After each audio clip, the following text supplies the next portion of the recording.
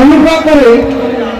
আপোনালোকক দয়া কৰি কৈছো ষ্টেজত মানুহৰ জনসংখ্যা বেছি অনুগ্ৰহ কৰি যদি নামি দিয়ে বহুত ভাল শ্রদ্ধেয় জনগণ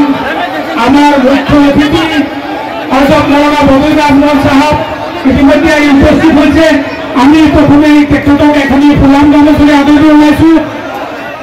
আদৰিব আমার সমষ্টি কমিটির সাধারণ সম্পাদক আছে কেন্দ্রের দিকে তারা আমাদের সামনে তাদের বিজেপিও দিব কংগ্রেসও দিব আমি তো জীবন থাকতাম না কিন্তু আমরা মুখ করবো তখন দেখবেন যে লাইন যে একটা রাখবো এই লাইন অফ বিজেপি ঐক্য করেছে সবাই কিন্তু সামনে থেকে আমরা থেকে নিয়ে দিব ওই লাইনের কাম হতো না নিয়মের সঙ্গে ভাগ্যসূত্র বেঁচে আছে একটা কথাই টানাটানি করবো সামনে থেকে গতিকে এই কম্বাইনরা আসা একটা আমি শুভেচ্ছা দশ হাজার আমি আমার বক্তব্য শেষ করতেছি এই যে আমরা নির্যাতন এই নির্যাতন কেন করছি আজকে 50-55 বছর কংগ্রেসের রাজত্ব করার পরে আমরা এই নির্যাতনকে এই চেষ্টা করি আগামী রাজনীতিতে আমরা নির্বাচনের সিদ্ধান্ত লাগবো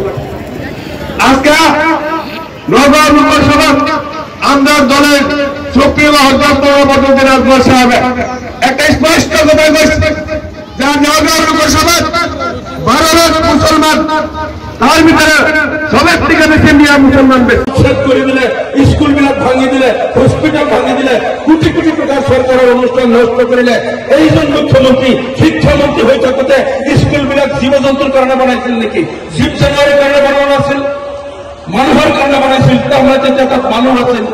তার যিবিলাক হসপিটাল বানাইছিল জীব জানোয়ারের কারণে বানোৱা নাছিল তার মানুহৰ কারণে বানাইছিল তার মানুষ আছিল এই মানুহবিলাক যদি তাতে বৈধ আছিল আর বর্তমান হিমন্ত বিশ্ব শর্মা শিক্ষামন্ত্রী থাকতে স্বাস্থ্যমন্ত্রী থাকতে তাক স্কুল কৰিব পাৰে হস্পিটেল কৰিব পাৰে তেতিয়া মানুহবিলাক ভাল বৈধ আজি মানুহবিলাক অবৈধ হৈ গল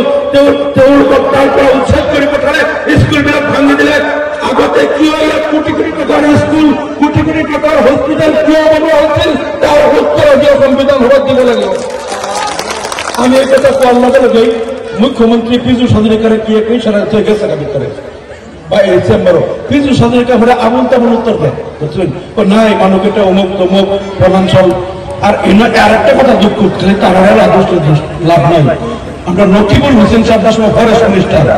তখন ঘোরা সাফারি অভয়ারণ্য আগে 8 বর্গ কিলোমিটার